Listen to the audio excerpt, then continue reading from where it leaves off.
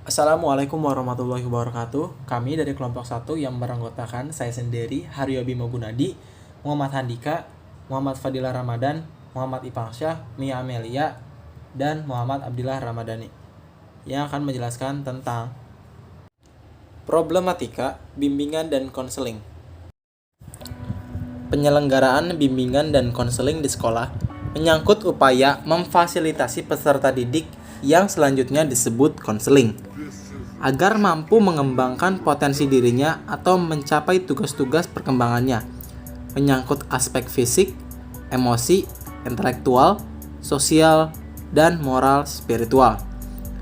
Dan sudah menjadi keniscayaan apabila akan dijumpai problematika yang mewarnai proses pelaksanaan yang melibatkan banyak hal.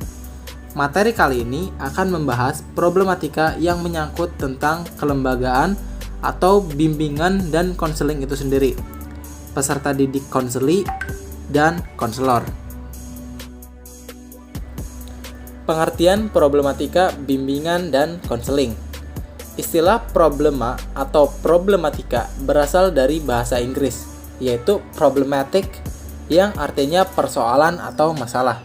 Sedangkan dalam bahasa Indonesia, problema berarti hal yang belum dapat dipecahkan, yang menimbulkan permasalahan.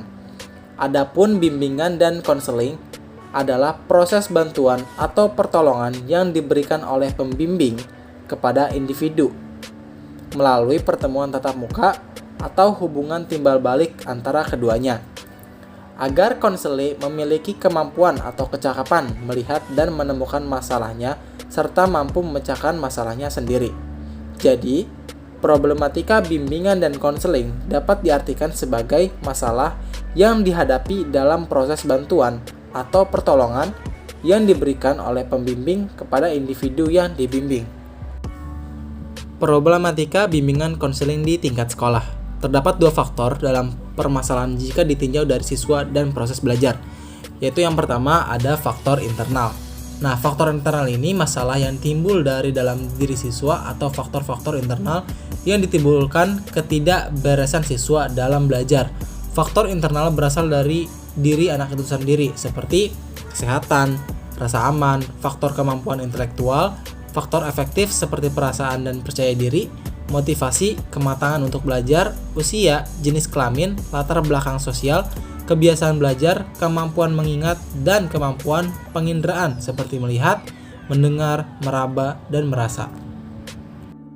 Lalu ada problematika dari faktor eksternal, adalah masalah-masalah yang timbul dari luar diri siswa sendiri, atau faktor-faktor eksternal yang menyebabkan ketidakberesan siswa dalam belajar. Faktor eksternal adalah faktor yang datang dari luar diri siswa seperti kebersihan rumah, udara yang panas, ruang belajar yang tidak memenuhi syarat, alat-alat belajar yang tidak memadai, lingkungan sosial maupun lingkungan alamiah, kualitas proses belajar mengajar. Sekian video yang dapat kami sampaikan, kurang lebihnya mohon maaf. Wabillahi taufiq wal hidayah. Wassalamualaikum warahmatullahi wabarakatuh.